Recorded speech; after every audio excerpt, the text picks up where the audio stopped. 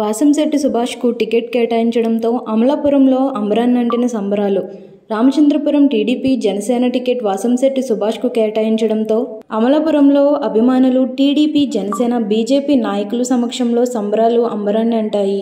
ఈ సందర్భంగా సుభాష్ మాట్లాడుతూ, ముందుగా టీడీపీ పార్టీ అధినేత నారా చంద్రబాబు నాయుడు, జనసేన అధినేత పవన్ కళ్యాణ్లు ప్రత్యేక కృతజ్ఞతలు తెలియజేశారు.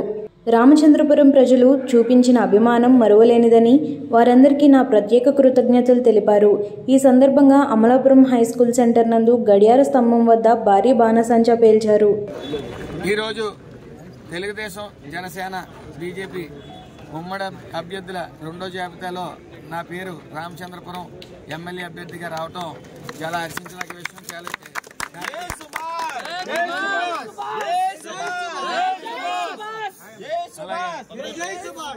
అలాగే నన్ను రామచంద్రపురం ఎమ్మెల్యే అభ్యర్థిగా ప్రకటించిన టీడీపీ, జనసేన, టీడీపీ అధినేత నారా చంద్రబాబు నాయుడు గారికి, అలాగే జనసేన అధినేత పవన్ కళ్యాణ్ గారికి, నారా లోకేష్ గారికి నా హృదయపూర్వక ధన్యవాదాలు. అలాగే రామచంద్రపురం ప్రజలందరికీ కూడా నా హృదయపూర్వక ధన్యవాదాలు. ఎందుకంటే పలు సర్వేలు జరిగినాయి. ఆ సర్వేల్లో నా అభ్యర్థిత్వాన్ని బలపరిచినందుకు రామచంద్రపురం నియోజక ప్రజలందరికీ కూడా, అలాగే మరొకసారి టీడీపీ అధినేత నారా చంద్రబాబు నాయుడు గారికి, జనసేన అధినేత పవన్ కళ్యాణ్ గారికి, నారా లోకేష్ గారికి కూడా నా హృదయపూర్వక ధన్యవాదాలు. Thank you.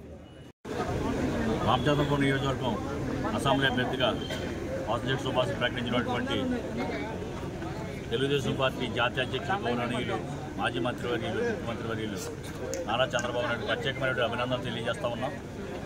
మరి వాసంశెట్టి సుభాష్ వాళ్ళ అతనికి యూత్లో మంచి ఫాలోయింగ్ ఉంది. రామచంద్రపురం నుంచి అతను అసెంబ్లీ బరిలో, మరి వాళ్ళ అమలాపురం పార్లమెంట్ పరిధిలో ఉన్నటువంటి రామచంద్రపురం అసెంబ్లీ కూడా అతను టికెట్ ఇవ్వడం చాలా సంతోషంగా ఉంది.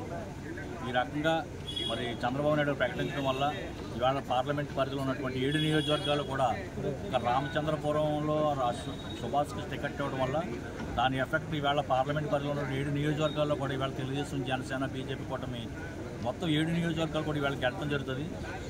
ఇవాళ సుభాష్ని రామచంద్రపురం ప్రజలందరూ కూడా హక్కుని చేర్చుకుని వారి విజయానికి పూర్తి సహాయ సహకారాలను అందించాలని చెప్పేసి రామచంద్రపురంలో ఉన్నటువంటి నియోజకవర్గ ప్రజలందరినీ కూడా నేను ఈ మీడియా ద్వారా కోరుతా ఉన్నా. రేపు రాబోయే రోజుల్లో ఒక యువకుడిని అసెంబ్లీకి పంపించి ఒక మంచి విజన్ ఉన్నటువంటి ఆయన ముఖ్యమంత్రిని చేసి, అలాగే ఒక మహానేతని మళ్ళీ ప్రధానమంత్రిగా చేసేటువంటి ఇది ఒక మహాకూటమి. పవన్ కళ్యాణ్ గారు, చంద్రబాబు నాయుడు గారు, మోడీ గారు కలటువంటి మామూలైనటువంటి విషయం కాదు. అటువంటి కూటమిలో ఇవాళ రామచంద్రపురం టికెట్ తెచ్చుకుంటే నిజంగా చాలా అద్భుతమైనటువంటి విజయం కింద లెక్క.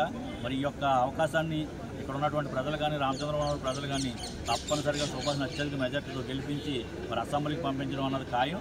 తప్పనిసరిగా రాబోయే రోజుల్లో ఈ ఆంధ్రప్రదేశ్లో ఉన్నటువంటి ప్రజలందరికీ కూడా మంచి రోజులు వస్తాయని చెప్పేసి, అటువంటి మంచి రోజులు రావడానికి బాటలు వేసినటువంటి నరేంద్ర మోడీ గారికి కానీ, చంద్రబాబు నాయుడు కానీ, పవన్ కళ్యాణ్ కానీ, లోకేష్ బాబు గారికి కానీ మరొకసారి అందరికీ ధన్యవాదాలు తెలియజేస్తా ఉన్నాను.